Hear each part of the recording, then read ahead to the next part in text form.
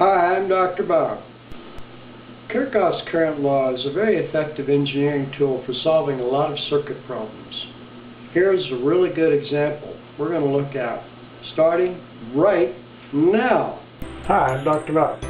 There are no lectures here. I just solve problems, homework problems to help you understand how to do them. Electrical engineering, lecture service. Okay, so for this problem, we have been asked to determine V out, which is this output right here.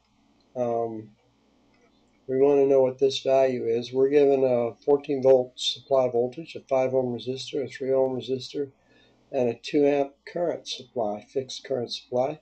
And we want to know what V out is over here across that current supply. So the simple solution of this one is to just add the currents going into, we're going to use KCL, and we have current here, and we're trying to work this out another way isn't going to be too easy. So we're going to have these three little currents here. We're going to call them I1, I2, and I3. To solve this problem, we're going to use KCL. And the KCL, Kirchhoff's current law, tells us that these three currents going into this are equal to 0. I1 plus I2 plus I3 all add up to 0. So the next step is to determine what these three I's are, right? So if we think of current going from positive to negative, then we're going to take whatever value is here, subtract it from whatever voltage is here. I'm going to call that V1. From whatever voltage is here, that's V0, because that's, we're going to call this 0 volts, because, and call it a ground, right? That's 0 volts. And then those are the only two voltages we have to work with. So, and then of course the one current here. So we'll start. The first I1 is going to be V1 minus V out divided by this resistance. So let's write that down. I1 is equal to V1 minus V out divided by 5 ohms. And then I2 is going to be what? It's going to be 0 minus V out divided by this resistance, 3 ohms.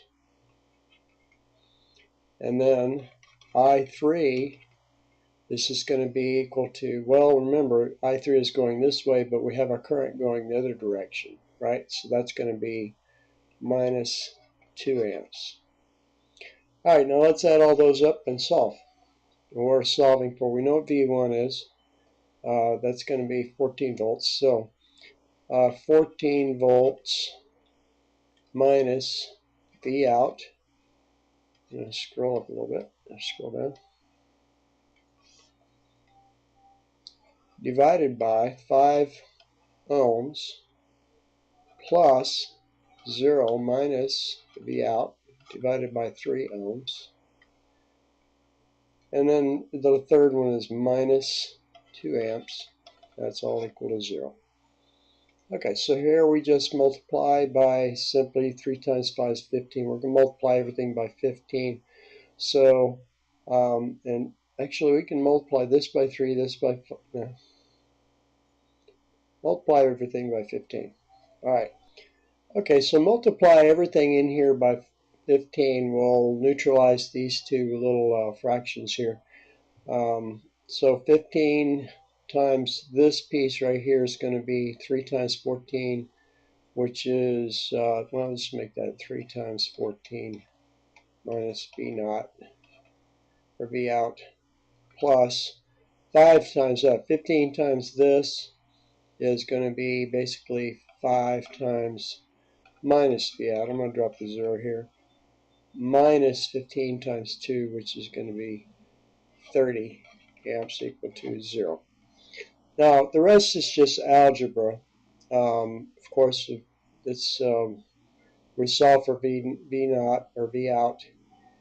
And this is just going to be 3 times 14 is 30 plus 12, which is 42, minus 3 V naught minus 5 V naught minus 30 amps equals to 0. And this is going to come out because we've divided volts by ohms. This is going to come out to 42 amps. And everything in here is going to, except we're going to divide. These 3 and these 5 are still ohms here. So minus 3 minus 5 is minus 8 V out equals to, so it's going to be 42 minus 30 is 12, which is going to be minus 12 over here. So let's make a couple of clarifications here. When we multiplied everything by basically 15 ohms to get rid of these right here, this became volts. Everything here became volts, including this one, volts,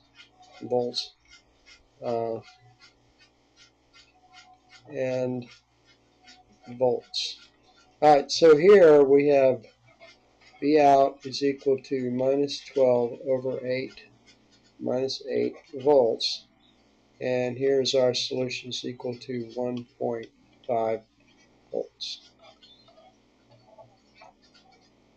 Alright. Now we can scroll back up and check things and see if that 1.5 volts makes any sense. This is 1.5. We have 14 minus 1.5 volts. So let's do that real quick. 14 minus 1.5 divided by 5, and that comes out to 12.5 over 5. 12.5 over 5, and that comes, well, they're going to be 2.5, right? Amps going this way. And we have 2 amps going out there. We figured out that the next one is 0 minus 1.5 divided by 3 is going to be minus 0.5, right? Okay, so that's going to be I2, right? So we have, and then I3 is going to be minus 2. So let's see if these add up. We have 2.5 over here going in,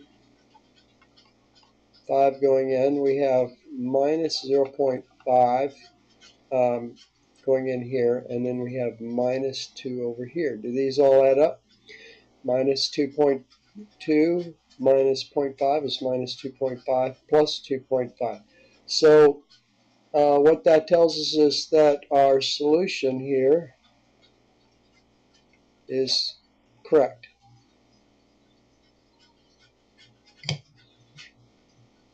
Okay, that solves this problem. Thanks for watching my program. If you like my videos, be sure and subscribe to my YouTube channel. And for an organized listing of my YouTube videos, go to my website, www.wherearemyplacebos.com, and click on videos. Have a great day.